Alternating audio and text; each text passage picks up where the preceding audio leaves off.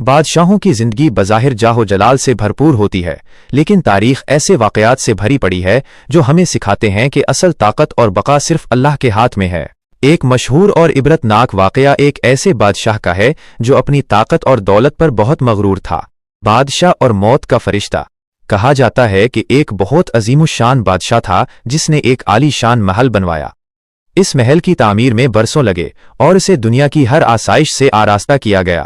جب محل تیار ہو گیا تو بادشاہ نے ایک بہت بڑی دعوت کا اہتمام کیا تاکہ اپنی سلطنت کے امراء اور عوام کو اپنی طاقت دکھا سکے۔ جب جشن کا سماں تھا اور بادشاہ اپنے تخت پر بیٹھ کر مسکرا رہا تھا تو اس نے دیکھا کہ محل کے دروازے پر ایک اجنبی شخص کھڑا ہے جس کے لباس میں کوئی خاص بات نہ تھی، لیکن اس کی ہیبت سے پہرے دار کانپ رہے تھے۔ بادشاہ نے گرج کر پوچھا، تم کون ہو اور یہاں بغیر اجازت کیسے داخل ہوئے؟ اس شخص نے نہایت پرسکون لیکن گونجتی ہوئی آواز میں کہا، میں وہ ہوں جسے نہ دربان روک سکتے ہیں اور نہ ہی دیواریں پناہ دے سکتی ہیں، میں موت کا فرشتہ ہوں۔ یہ سن کر بادشاہ کے ہاتھ پاؤں پھول گئے۔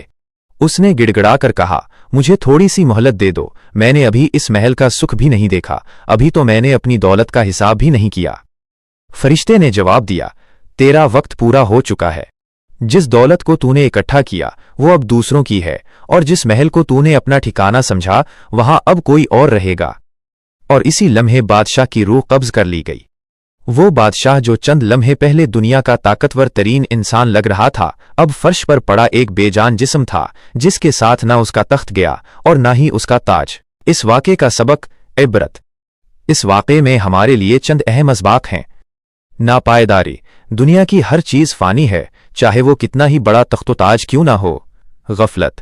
انسان اکثر دنیا بنانے میں اتنا مگن ہو جاتا ہے کہ وہ اس اصل سفر آخرت کو بھول جاتا ہے جس کی واپسی ممکن نہیں۔ حقیقی طاقت۔